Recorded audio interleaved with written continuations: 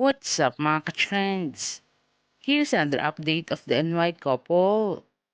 Today, on a Dex activity, Nadeko Kimia was on the set having commercial from 7 Up. Nadeko Kimia is now on his work even weekends to make his old schedules to be arranged after the month of August.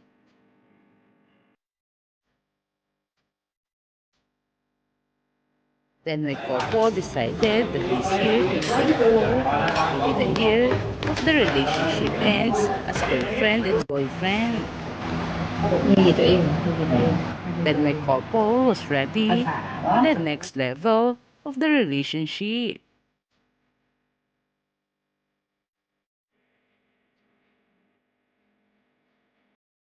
Last day, on recess activity, recess beer band was on filming to the new Lakon drama, which is The Cherry Amore.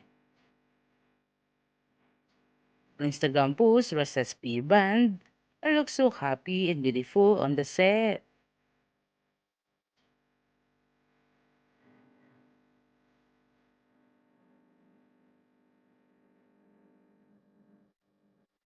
Rosaya was having a good time to all of the stuff, and that day, one of her co-workmates was having a birthday and they make a little surprise, both a cake and singing a happy birthday.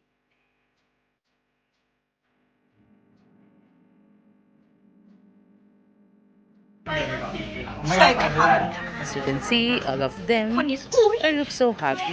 สวยกว่าไอไม่ชอบดีลีทอันนี้ แล้วคืออันนี้เป็นพองๆอ่ะเนี่ยยาย่าสวยอ่ะดูสิว้ายคนนี้ก็สวยอ่ะแล้วคนนี้สวยไหม As usual, they're wishing a คนนี้ happiness ก็สวย and a good life and success for everything in life for the celebrant.